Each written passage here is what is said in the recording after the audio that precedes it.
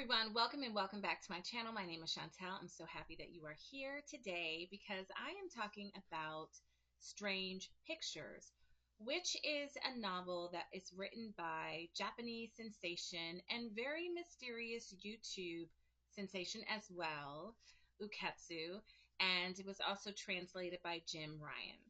Now, this is the second of his books that I've read. I actually started out with Strange Houses, and I did do a video on that. I will link it in the show notes below if you're interested in checking this out. But you guys, I had such a fun time reading this book that I went out and I got this one.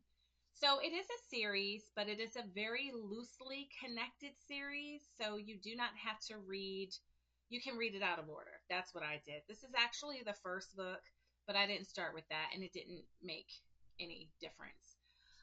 The thing that connects these two books are Karaharu, a character who is someone who is really interested in the paranormal, and so he's like an advisor and a guide and a fellow kind of companion to research what is happening in strange houses. So when we meet him in Strange Pictures, we discover that he and another colleague, they went to the same university and they were part of a club called the Paranoid Club. And so that is where they meet. That's their interest. They like all things that are kind of weird and bizarre, and it's hard to explain in normal circumstances. And they find something, they discover something that piques their interest. But before I want to go into kind of that, I want to say that this book has done so well. I think it sold tons and tons of copies. And I would say because it's a really fun and engaging book. This is set in Japan and modern day times, and so we have a story that is broken up into four different parts. And really, what I would like to say is that I think it's four different. Think of it as like four different puzzle pieces because that's what this author does. He does a really good job like writing mysteries. It is in the genre of mystery. But to me, it's more like a puzzle that the reader is really invited to help figure out. And that's what makes it so much fun. This isn't, I would say, a literary work. So that's not what it's doing here. It's not giving that. And I was completely okay with it because what it is supposed to do, I think it does very well. So this novel is broken up into four different, I said, parts, um, or categories or puzzle pieces. I like that. The first one, which is labeled chapters. The first one is the old woman's prayer, the smudged room, the art teacher's final drawing, and then the bird safe in the tree. So each one of the chapters, with each one of the chapters, you are shown pictures. Like, for example, that it is huddled around. So this one is the old woman's prayer. And the pictures are, ordinary, I guess you would say. But you find yourself going back and forth and studying it. And what's really interesting is how I will give you a little sneak peek, guys. How you get to see pictures and like as a group. There we go. Uh-oh. There we go. And you think about how they're related and what messages they're conveying and what is being said. So the crust of this mystery is centered around a blog that is discovered by Karahara, and he shares it with his friends. That is mysterious. It is a blog about essentially the journal of a young man who's married to his wife. They're expecting a child. Everything is normal in the sense that they write a lot about the child, the pregnancy, their expectations.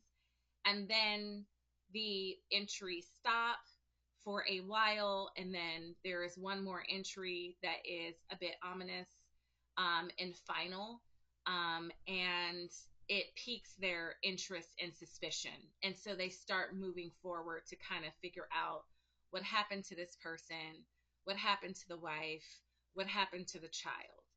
And so you have these like four separate and distinct, which appear to be disconnected puzzle pieces that actually, as you begin to read, they kind of come together and they fit to provide an even larger picture than what you thought. So I really enjoyed reading this. I read this not too long ago. It was a day that I had, a very rare day where I just could like wake up and I didn't have anything specific to do on my to-do list. And I grabbed this book off my nightstand and I started reading it, and I just read it and finished it like from cover to cover in a day. And that's exactly like what I did with this one, although, whoops, took myself out on a date and read this one. And again, I finished it cover to cover. So for me, I think like one of the draws of this book is that I knew that it would be a fun read. I would be able to finish it cover to cover. And that it would really engage me in a very playful way, even though it is around, it's very, it's around a mystery, and there's, death and sad topics. One of the things I want to say is that Strange Pictures does focus on, I think, the theme of what happens to children when they are traumatized, and what happens, especially with unhealed trauma. And so I would say like that's kind of what the topic is about that they are exploring through this work. And also coupled with that, like the role of mental health professionals who are trained to work with and help children. But also, I think that there's commentary as well on adults, such as teachers and providers that come alongside children and daycares and things of that nature. Like, what are they seeing? What are they noticing? And how are the adults in the world responding to children that they see that may not be, that may not be okay? And like, what is the response? And what happens when a response isn't maybe the way that it should be? So this was a really fun book. I just wanted to jump on and share my quick thoughts about it. If you haven't read Uketsu and you like mystery, you like puzzles, you like suspense, this is a fun read for you. If you're okay with it not being like literary or, kind of well written in that way. I think also I just give grace because there's lots of things that can just get lost in translation. But yeah, Strange Pictures. Really enjoyed it. Um, Definitely was surprised. Did not expect what happened at the end of the book. So that is another win for me because I do like to be surprised at what happens at the end of the book. And yeah, I really like it. I'm gonna zoom in so you can see these pictures, because here are the pictures, you all, that are like, that's the basis of like what is going on, what is happening in this. I think this is such a clever concept, and I'm not alone because it is done so well.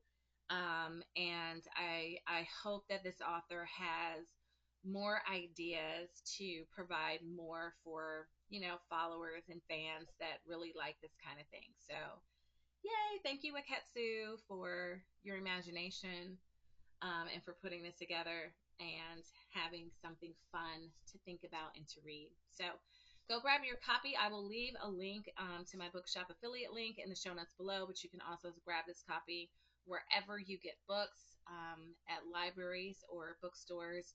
You should be able to find this one. This one is like front and center in most bookstores right now because it's that popular. So that's all for now, guys. I will be back with another video about my book haul.